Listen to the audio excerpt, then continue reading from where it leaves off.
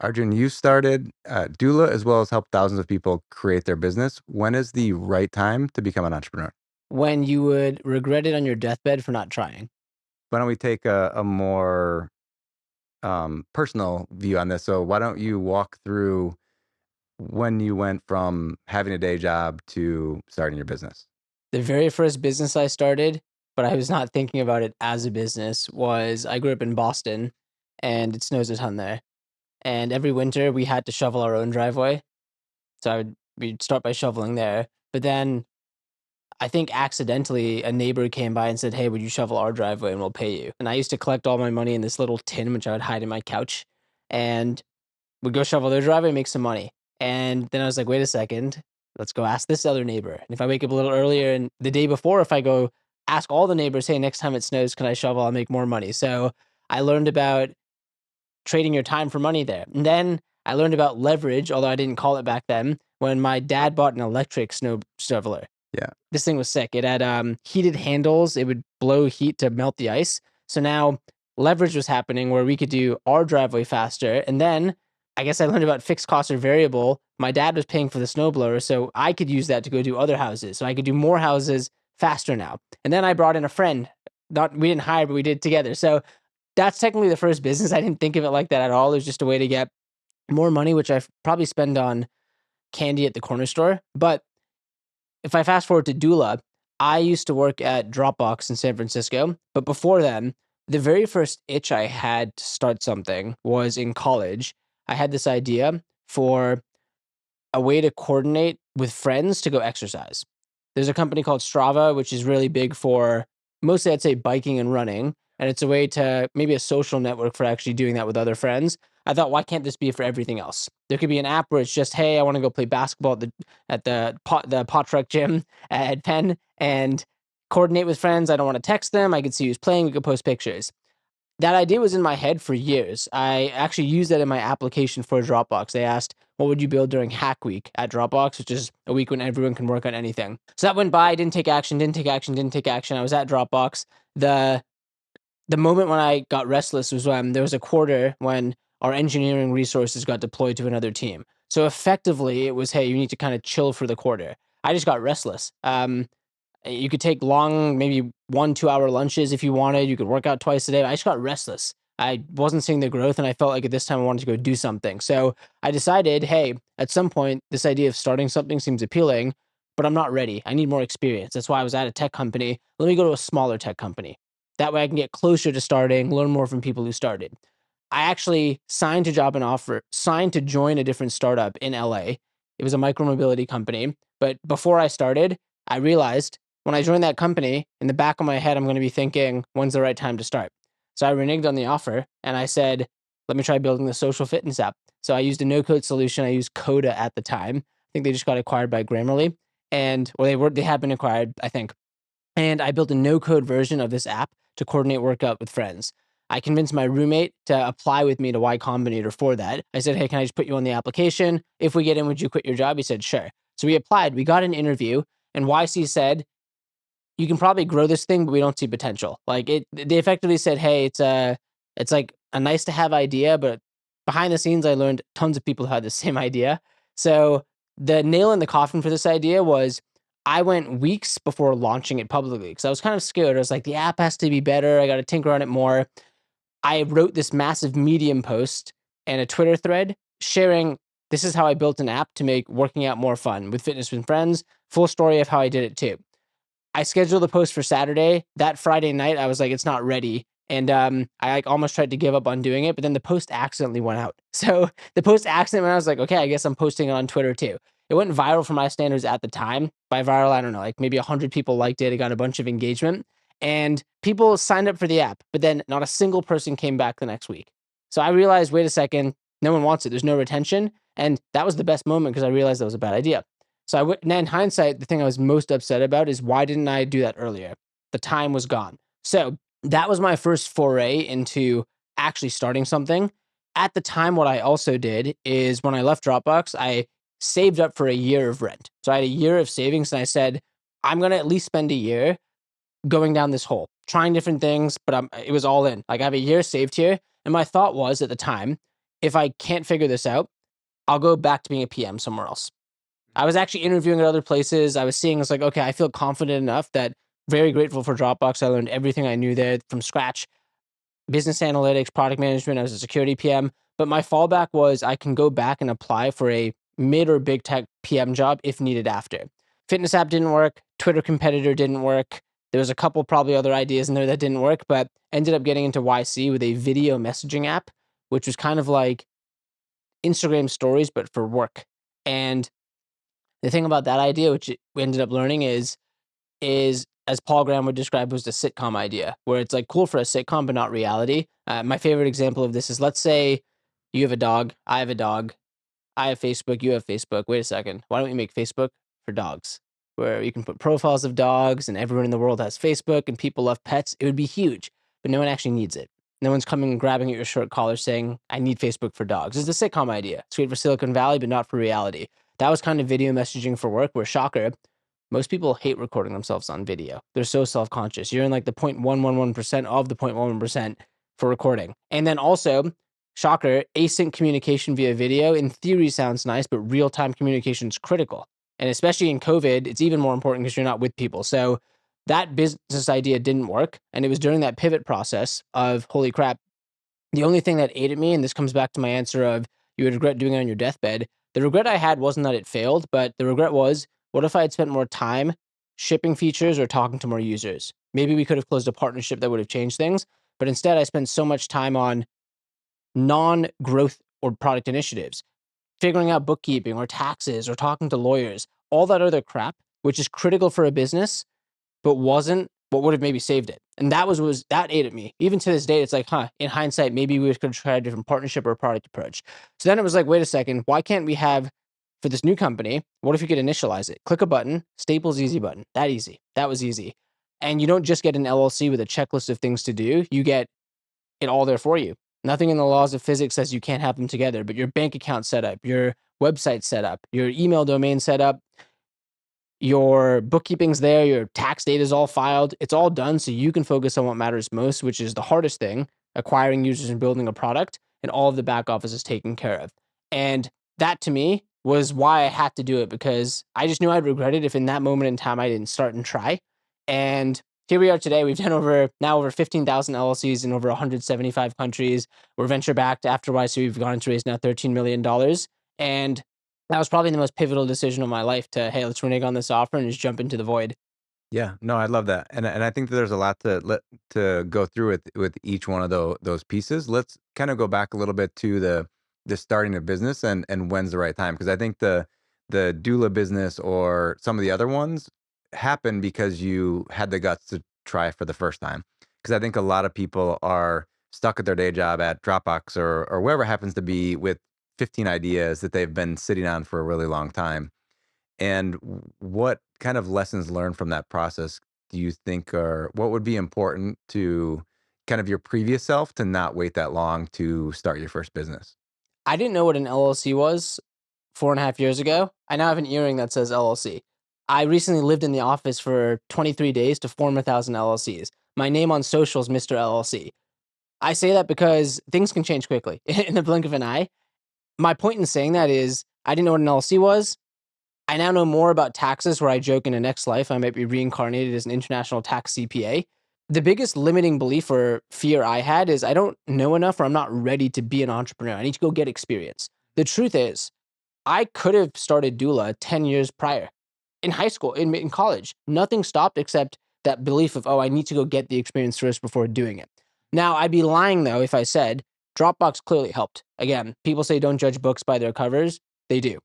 First impressions matter. Your website matters. That's why people optimize the covers of their hard copy books. So going to Dropbox helped for sure. I'm sure it helped when fundraising, or maybe when recruiting, someone sees I've worked there before. It helped me actually learn how to work in the workplace. Really valuable connection. So I'm not saying that experience can help. I think it actually does.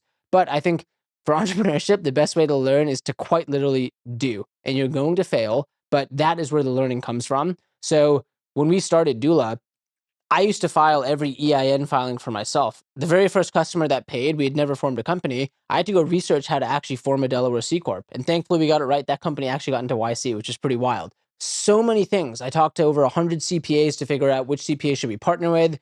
I learned about taxes along the way and which filings were required. All of these things, I think the right time truly is when you have the itch to do it and you can start small and do it. I technically didn't really do that. I took the approach of, hey, I'm going to save up for a year, but very intentionally go all in that. But I do think life is so short. It's really a blip. I really have this mindset now of just do it. And the biggest limiting belief I've had, or a huge fear, which I don't think you can fully overcome, but it's like a muscle, you get better at it, is you're not really scared of failure. You're scared of failure and what other people will think about you. Usually those closest to you, your family and your friends. And that is such a hardwired natural response because in the hunter gatherer days, if the people around you didn't like you, you'd be sleeping outside the fire and then the hyena is going to eat you. We're just wired for social inclusion, but it can be so crippling when you're starting to get that comment from your friend saying that's a stupid idea, or your parents saying that's not going to work, or like what if it fails, etc. And like it's in those moments you actually need to push through. The last thing I'll say on that is I remember when starting during that year of things not working, my mom would be like, "Hey, have you thought about going to get an MBA and maybe you can go work at like you like health and fitness, you can go work at like one of these health tech companies." And I said, "Mom, that's the last thing I want to do now. Nothing against that and that route, nothing against it, but that's the opposite of what I'm trying to do now." Now today, I joke, I don't know if my parents fully understand what we do or what, startups are venture capital, but I think they notice, hey, there's something here. So such pivotal moments, but ultimately I think you just need to know, hey, believe in yourself. And the best belief is actually having customers or someone using your product. From there, that's the most addicting thing for us is it hasn't gotten old yet to help someone start their dream business and say, I wouldn't have done this without doula. If you could give advice to either yourself graduating from high school, yourself graduating from college, or at some point along there, would you have told yourself to just start a business now? Or do you think going to university or the couple of years at Dropbox were pivotal to you being able to be successful today? I can't remember where I was at some MIT event years ago, and there was something about like most of the it was something along the like most billionaires or whatever it was started their business when they were in their 30s or 40s, or I could be butchering this completely, but I think a lot of people who start very sizable businesses develop some knowledge beforehand to then be like, I know this very specific thing that's not being served well. And it's tough for someone in high school to think of something very unique and very focused because they haven't had those life experiences. So if you think about where you are today, if there's like where you would jump into entrepreneurship or around the time that you did would be the right answer. That's completely accurate. My most viral post on Twitter that I've ever posted is a post saying most people think you need to be a college dropout or high school dropout, if that's a thing, to start a business. That's actually wrong. It goes through and names founder of Zoom, founder of Geico, founder of KFC fried chicken, Say Colonel Sanders. everyone, the founder of Orange Theory. These are people in their 40s, 50s. Michael Scott from The Office. He got his big break when he was 40 or 50. So many people got their big break when they were quote unquote older. And the stat from Harvard I've seen, it's a Harvard study, I believe, is that the fastest growing companies are actually from founders who are, I think, 30, 40 plus. Hmm. So absolutely, experience does matter. What I will say though is that I wish I just started getting more reps early. Even if it's an Amazon or a Shopify store or starting a blog and trying to monetize it. Things like that where you don't need experience for that, you need to go do to learn from that. A lot of the greatest entrepreneurs, they had so many other things before their big thing, quote unquote. Some maybe it's the first thing you work on. So I absolutely agree with you. I think experience does matter. What I've just realized though is with Doula, whether this is the first or the last company, I think there's the chances this could be the forever company too. What I've learned is that, hey, I technically could have just started this earlier and the reps would have helped. Rolling the dice, right? You're going to fail, but I think the greats in anything, they failed or done more reps than you've tried. Yeah. Yeah. I've noticed with a whole bunch of things from starting this podcast to starting a YouTube channel, the personal finance channel Greater Than Enough. I was sitting on that name for like 3 months before I finally was like, okay, yeah, this is one we're going to use. Let's start creating content. And it's like having 3 more months of actually working on that would have been great. So I don't know if there's a perfect answer for the right time. It could be, I just was talking to one of my friends from business school who he's like, just sitting there Saturday afternoon. His 12-year-old daughter comes up. Is like, Dad, I've been playing with ChatGPT and I have a business. I built the website, but the thing is, I need you to sign in so I can start accepting payments. And she's 12. Wild. And so, I mean, start whenever you're ready, whenever you have an idea, fail and go from there. But I think that there's also nothing wrong with getting deep experience and finding ways to, like, if you're still learning in your job and you're enjoying it, to kind of keep on that route until the business idea comes about. Or I have that same friend joined Cotopaxi as the COO of this huge outdoor brand now, and it wasn't his idea to begin with, but there's also ways to get into entrepreneurship and not actually be the person of like, I have to think of the idea as well. And so I think there's so many ways Completely agree to with be you. involved with entrepreneurship and learning and growing your career, and it's interesting to think through what the experiences you have. Let's now get into, okay, so have a startup, have a business idea, and start working on it. Um, what do you think? How important was it to be in a solid financial situation to know, like, hey, I can quit my job? So you were saying before, like, hey, I have a year's worth of rent. How important is it for someone? I wasn't thinking that far in the future of like starting something in the moment, and what do you think in terms of the financial perspective, allowing you to know, hey, I have this experience, I have some money, and then I can, worst case scenario, a year from now, I can go back to a similar job that I was doing. You can't be CEO of your company before you're CEO of yourself.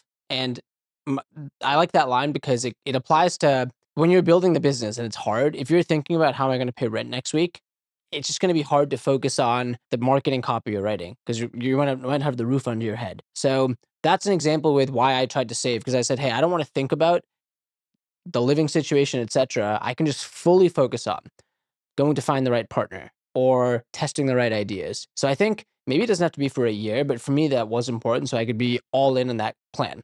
I do think though that it applies to your health too. Like you have to take care of yourself before you can take care of others. You have to make your own bed before you can make the bed of the company or change the world, whatever it is. So I would say that that portion was important to me, but I also do think that I definitely did not have to leave my job full time to go do this. I didn't have to, and I'm probably biased towards everyone's biased to take all advice, listen to none, because it's tinged with automatically what that person did. So for me, that approach worked because I said, "Hey, I'm have this money saved. I can go all in during this time period."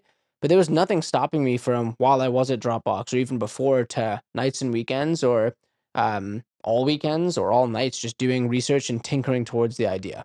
Yeah, thinking through your business now, doula, and being that you're creating an LLC online, you don't, I think you have a feature to be able to schedule a call with somebody, but most of the time, if it's all done online, like, you could build the software, you could do the create the ads, create the content, all, nights and weekends as well. So, what are your views on starting a side hustle and keeping your day job as opposed to, the route that you took? I'm biased. I think the best results in life come from going all in on something, full immersion. You wake up thinking about the thing. Not everything has to be that way though, but that's my bias towards it is there's this saying I like, it's maybe a bit toxic. Moderation is the only thing worth doing in moderation. There's clearly things you should do in a moderate fashion because it's sustainable. But like I'll use diet for example. I think it's very hard to sustain a all or nothing diet, whether it's cutting out a food group or something. I actually think the most sustainable is moderation there. If you're taking your health seriously, you won't be moderate about your diet. You'll be very strict in following it during this period, or you'll track things, for example. So when you're getting something off the ground, I don't think there's a lot of balance. You have to spend that extra time. You can again do a side hustle, chipping away. But I think there's going to be stretches when it's like, hey, full days, just fully immersed, and it's a sprint. Like people say that life's a marathon. I think it's a series of sprints, and it's like one of those sprints. There are so many things, and a lot of the folks we serve are side hustles, and they start as side hustles. But I think the misconception people have about that is it's not like side hustle where every day it's strictly 30 minutes and then let's stop. Like, cool, I clocked in for 30. It's because they get the time there and scrape by. But I would bet if we studied all these side hustles, maybe even someone who's just doing 3K per month, that's it. For some people, it might not sound like it's the sexy venture back company, but that's meaningful. That could cover rent, that could cover vacations. For that person, I would bet if we looked at their time, it's like the chart looks like this. And there's these spikes where it's like boom, like they spent 2 days going on a bender, and then went off for maybe 2 weeks, and then there was like a night where they stayed up till 2 or something, or they woke up extra early to work. So I think that's where I would say like it's a series of sprints, and that you definitely don't have to quit your job. You don't have to empty your savings, but there's nothing wrong with having this side hustle. Absolutely nothing wrong. And I would actually argue most of the biggest things started from some tinkering or a side hustle, and they grew from there. You mentioned earlier you worked as a PM. What does that stand for? And then that specific job, do you think helped you a lot as an entrepreneur, or do you think it helped you a lot as an entrepreneur? It helped me and it hurt me. A PM stands for product manager. The way it helped me is in a professional setting with other people, it taught me how to work with others and collaborate. And you're coordinating work streams, which might not sound like much, but to accomplish anything as a team, which is what you are as a company, you need to have certain functions that hit certain deadlines with a set vision to deliver. And that's kind of what you're doing as a product manager is on the worst of days, it feels like you're just following up with people trying to push them along. On the best of days is there are people looking to you for leadership. You're setting the direction and you're helping to execute, which feels so good because you then deliver something to customers and it works. It has an impact. That's the I'd say the good. The lesson I had to unlearn was at Dropbox, there was this 4-step process for how you deliver product. A P0, a P1, a P2, a P3, a P4. The P0 was, I think, the North Star document. Here's what we're doing. The P1 was okay. Now, like, here are the work streams. The P2 was, here are the work streams one level deeper. The P4 was, okay, and then here's the plan to deploy it. Lots of written documentation, lots of process, lots of communication. That was because they were a much bigger company. When I was working on the first company, the first feature, I wrote this like big spec. I actually took the template from like legal sign off, and here's the product, and here's the phase roadmap. And what you need is like a Slack message saying, this is what we're building. Here's the hypothesis. Let's go do the thing. That's it. Because you need to just put stuff out there and test. So that lesson I had to unlearn of you don't need that much process or the documentation. You're just trying to get something off the ground. Speed's your advantage. Now, I do think you should have, I think what writing's powerful for is it forces clarity of thought, which is why I said the hypothesis. It could be a paragraph saying if, then, because. That could be your spec. And then you do it and you're able to say, did it work or did it not? Okay, put that away. But it does not have to be the 4-page P1 through P0 or like the P-4. I forget how many numbers there were, but I had to unlearn that lesson. Now I would say as Dula is graduating from startup to scale up, process is so important. Process, then putting the right people into the processes and then managing performance, because that is how a company is going to scale. Repeatable processes, less gut, more data.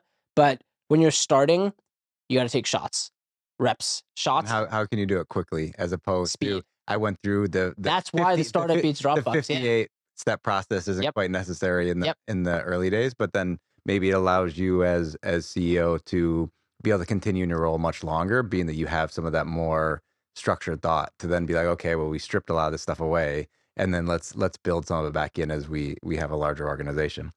I want to kind of continue from, okay, we talked a little bit about, your previous experience helping and hurting you as an entrepreneur. So we talked about like if you could have a side hustle, like some of what you're doing now, like didn't necessarily, your previous experiences weren't totally necessary for that. Now let's talk about, you mentioned YC. Not everyone knows what that is. So maybe what is YC? Why was it important for your business journey?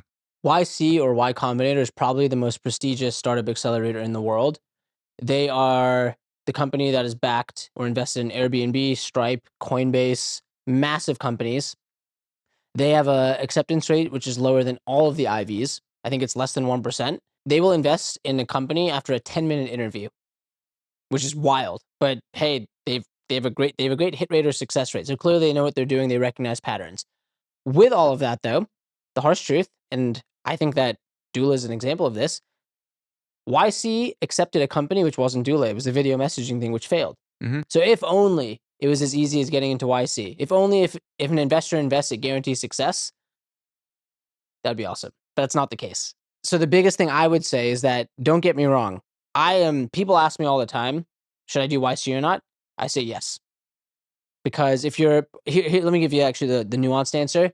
Yes, if you are a first-time founder, and yes, if you also have a business which you think it makes sense to actually take on investors and you're going down the venture route, which means there's growth expectations, there's going to be more ambitious revenue targets.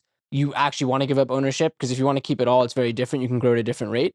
If you are a repeat founder, or maybe you are not trying to be a bit, but start a business that's going to grow, maybe you're okay with just being flat at 3K per month, which should be meaningful.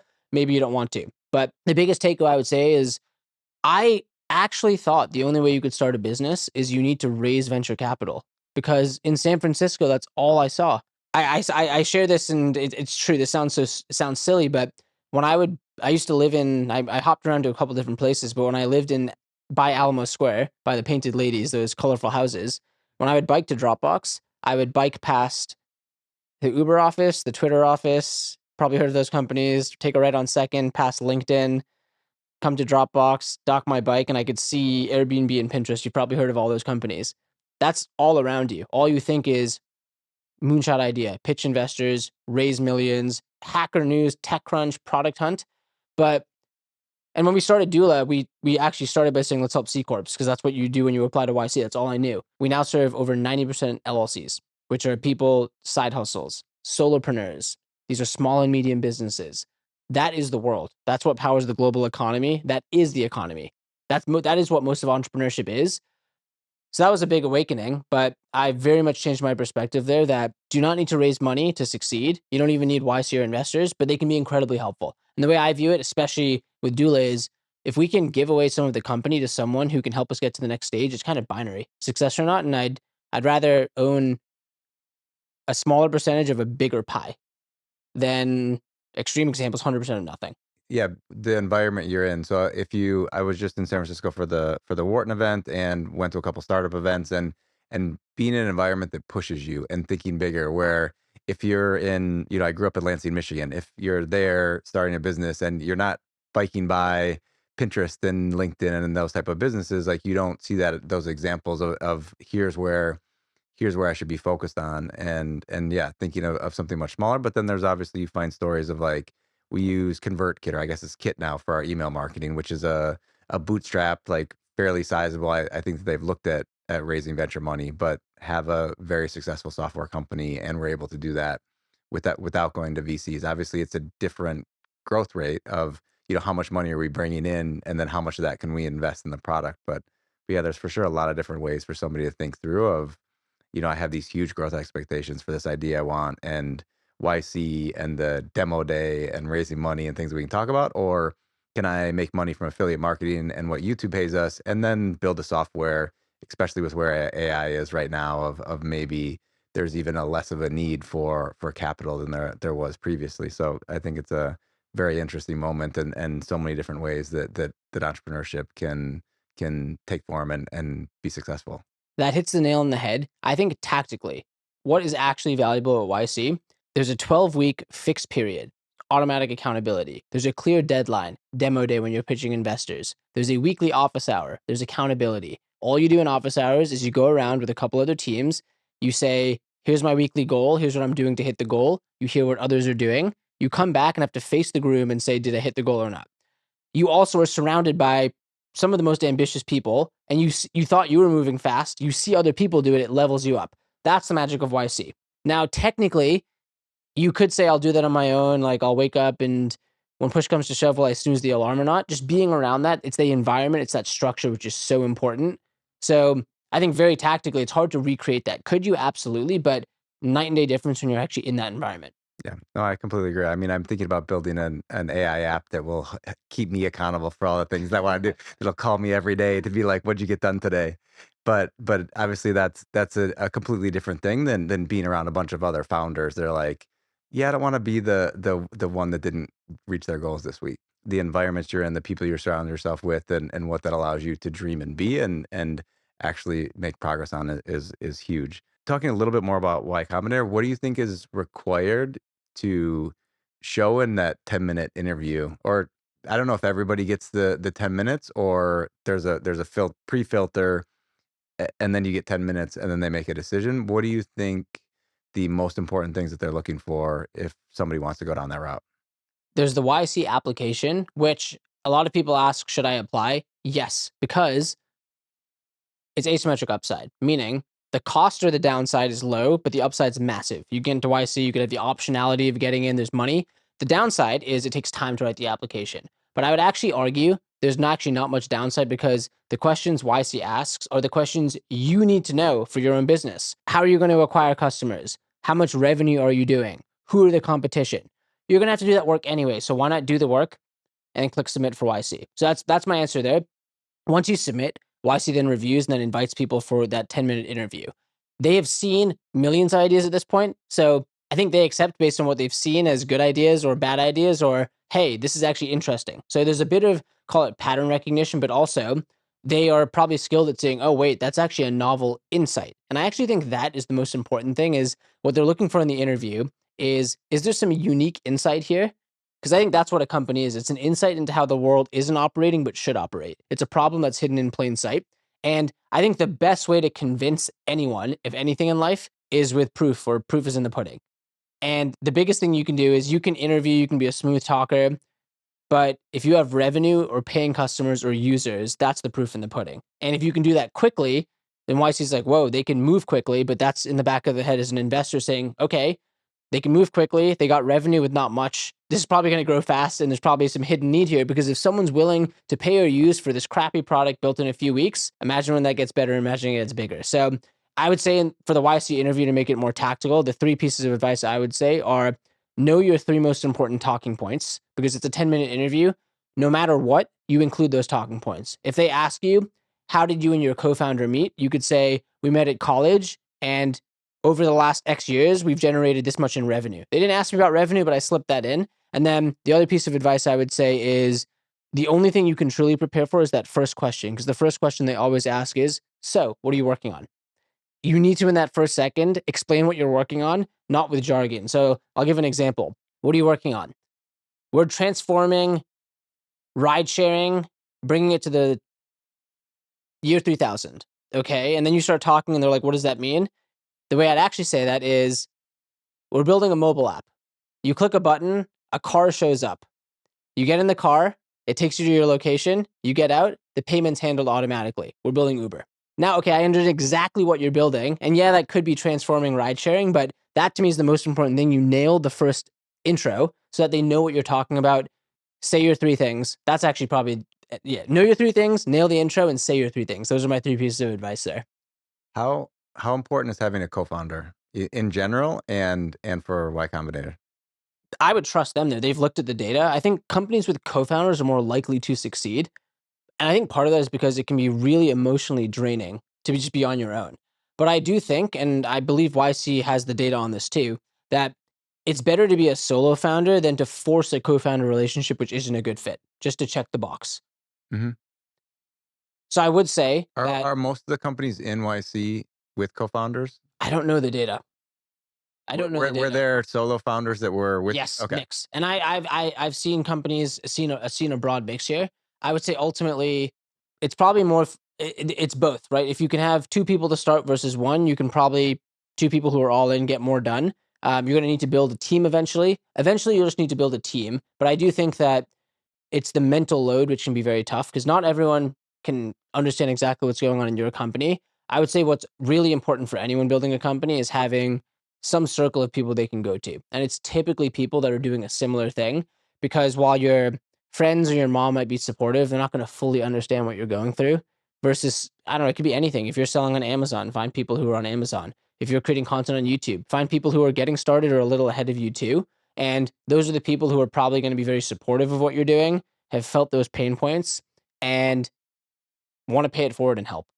Yeah, and I think the other thing of someone who's a co-founder of having the same mentality is someone that's going to be working nights and weekends or whatever it takes to make something happen, or doing things that you can't expect an employee to have the same level of focus on. Like obviously they want to build their career and want to see their business grow, but having the same level of commitment. And so having a co-founder, I think at that level too, because the clothing startup that I had was really tough of just like spending I should have been spending all day every day raising money, and then someone else is like the operations are running, and someone that's a peer that you're like, I can just switch that part of my mind off, and like that stuff's being handled by somebody. I don't have to double check their work.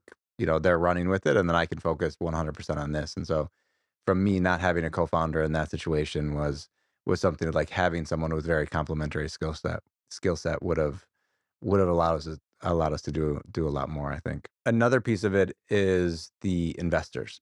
So there's other companies that have um, LLC formation that aren't venture backed. What are your thoughts in terms of bringing in outside money and the expectations that come along with it, the value that's added by having outside investors? If it's in what situations maybe you recommend someone to go that route versus to kind of figure it out or bootstrap the company and do it on their own. My candid answer is I didn't know there was an alternative. That's just my real answer. I just actually thought that was the only way. Now, that being said, I am grateful for where we are. The investors are obviously critical.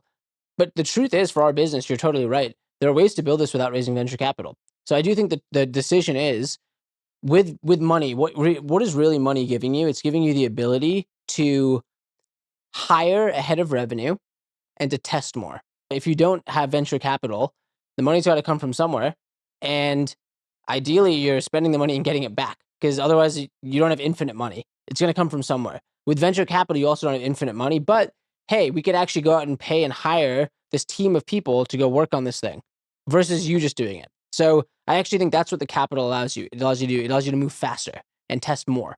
The downside of that, though, is you aren't as disciplined. You just naturally aren't as disciplined. You can say you're disciplined, but the person who knows they have to make payroll next month from the business making profit is going to make sure and take that extra attention to check the ads and ensure that, hey, I'm going to check these campaigns, is the tracking proper? Otherwise, I'm not making payroll next month. Versus, oh, yeah, like, we raised this much million, whatever.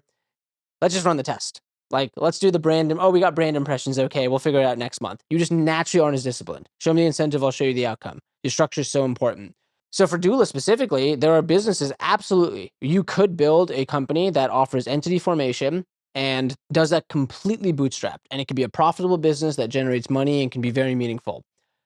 With Doula, where we are, is we don't want to just offer business formation. We used to be called Start Pack. We're now called Doula, but part of that process was we didn't want to just be the place you start. We wanted to be that one-stop shop. So our play is, hey, there's multiple businesses without Doula. There's businesses that just do bookkeeping, that just do taxes, that just do e-commerce analytics, that just do formation. Venture capital allows us to actually hire ahead of revenue and then build the team that can develop multiple products. And part of that equation too is I think it makes sense to raise in a couple of scenarios where if you truly can't get the business off the ground. So some examples of this might be, um, it's a hardware deep tech startup, like you need, or it's a biotech R&D. There's a ton of R&D. You need to do a lot of capital intensive business upfront. Then you're going to need money to go deploy and to do that upfront.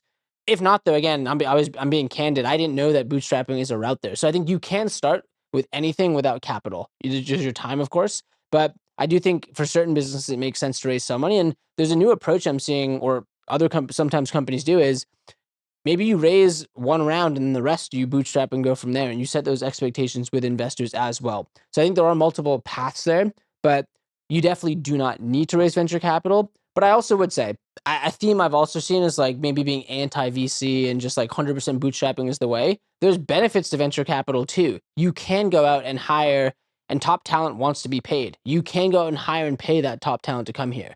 You can attract probably maybe more ambitious people because you can go and pay more. And you can go after something more ambitious because you have the money too. And yes, you own less of that company, and yes, there's investor dynamics, etc. But I think there's valid cases to raise venture capital too. So it really just depends on the business. Depends what you, at the end of it, depends what you want.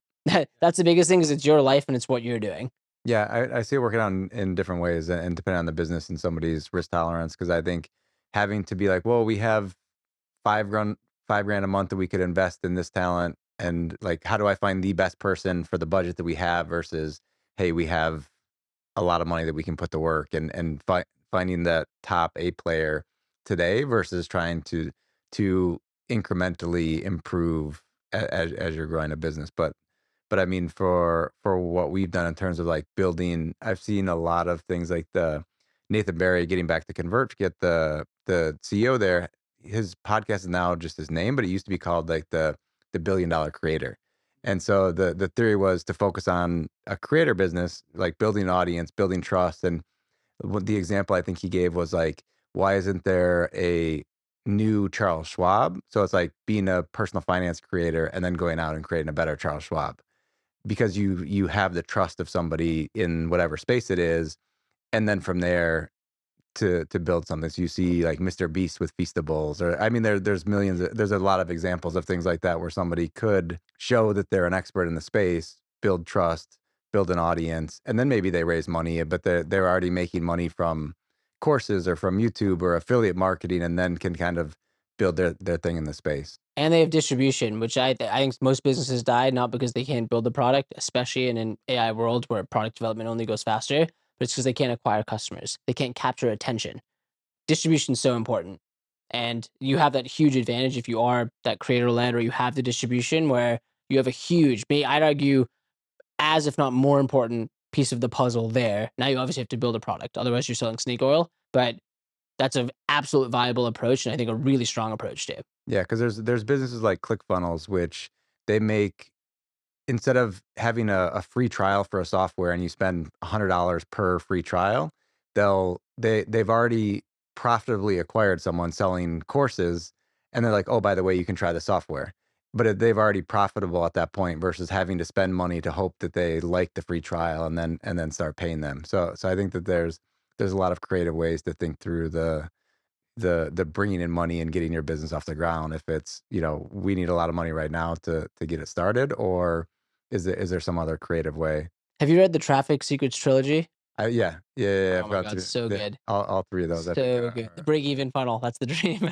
yeah, yeah, yeah, exactly. So with raising venture capital, as you're saying, it sets the bar in terms of expectations. So what you were saying earlier in terms of kind of intensity, let's say, and what are your thoughts of like work-life balance or the need to really put in the hours in terms of to be successful in business, to get something off the ground? As you said earlier as well, of like, yeah, I wouldn't, a side hustle isn't really for me. I want to be able to sprint at this.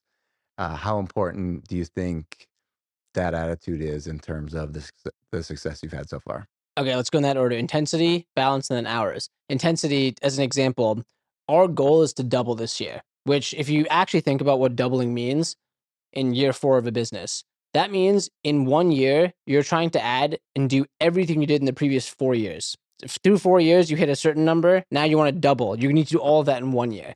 It's kind of wild, but that's our goal this year. The intensity as a startup with growth expectations is the question we have gotten asked from investors is, okay, fantastic. Are we tracking towards doubling? Yes. But can we double next year?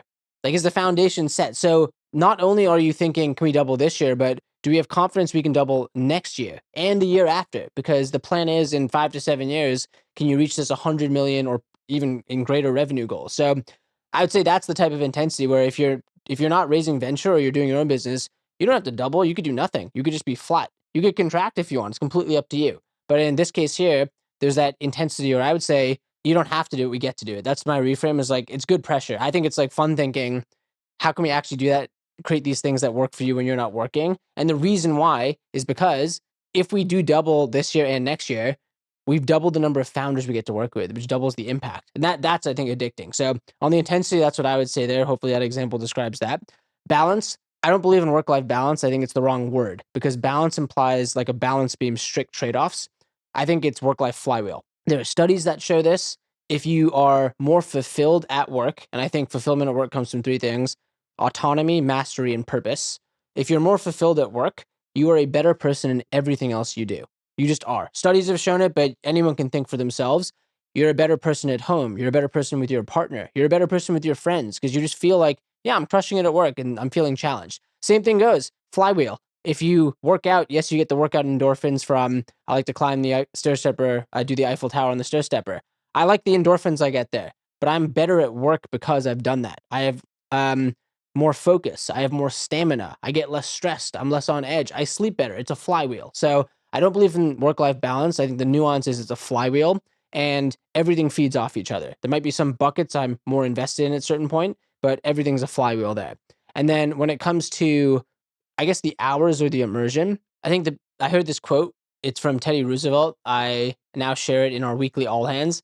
By far and away, the best prize life has to offer is working hard at something worth doing. If you can find that thing and you have the structure around you, I think it's why not pour yourself fully into it?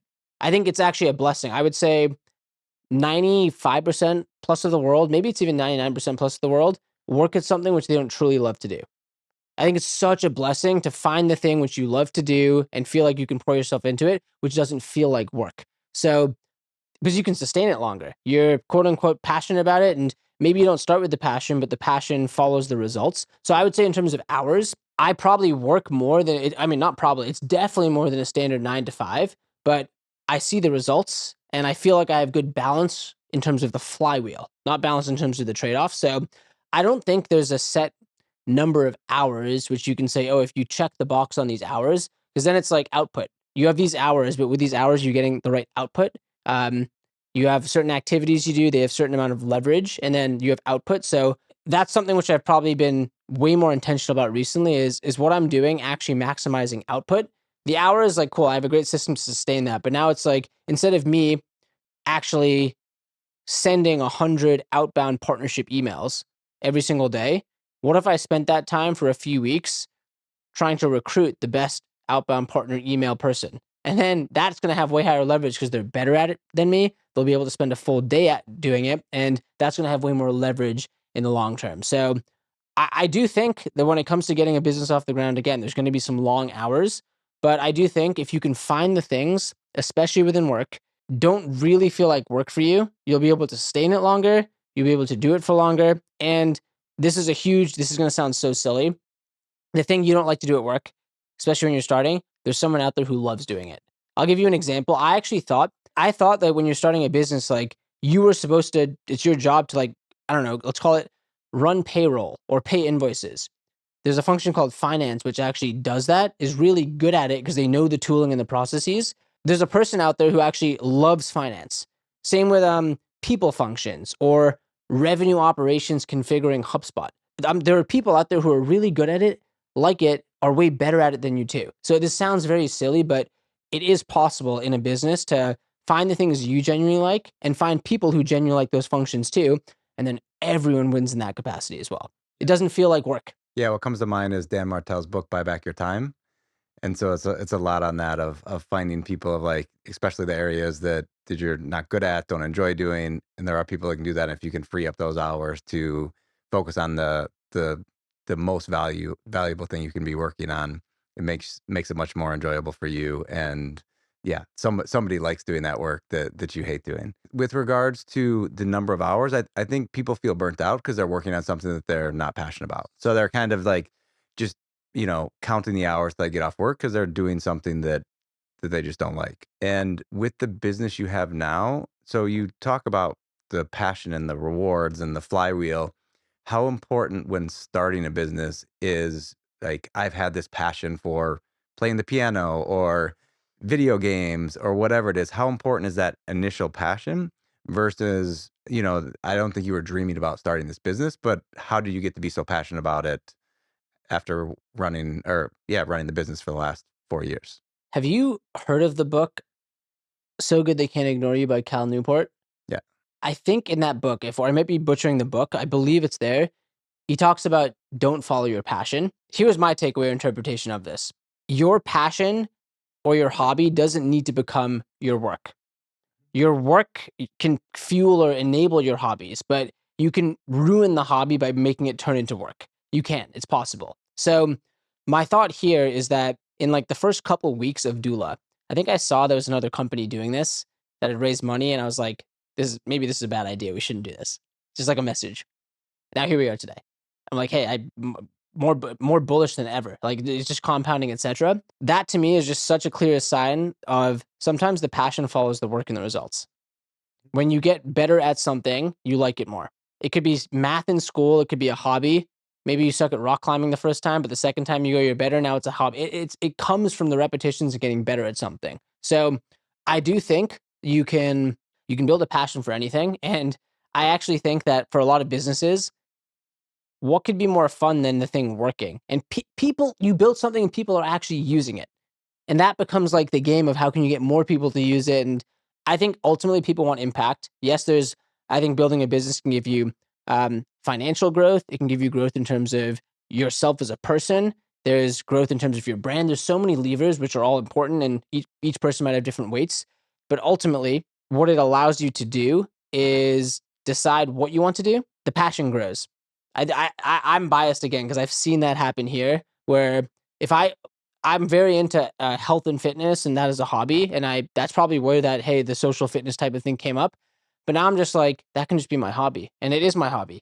I really like it. It's a hobby. I like setting different goals there, but I'm now passionate about solving this problem because I've seen the impact it can have. I've seen the type of problems you can solve, and it's fun to do that with a team of people when something's working too. And I actually think to what you said earlier, like the burnout coming from, am I checking in, tally marking, checking out the boxes? I actually, this came up in a chat yesterday. So I asked ChatGPT this, like, what is the optimal way to prevent burnout and why does burnout happen? I think the scientific reason is that your cortisol just keeps firing. You're in like a consistently stressful environment. So your body gets out of whack there. It's just constant stress, constant stress. So then you're low energy. You don't feel like waking up, etc.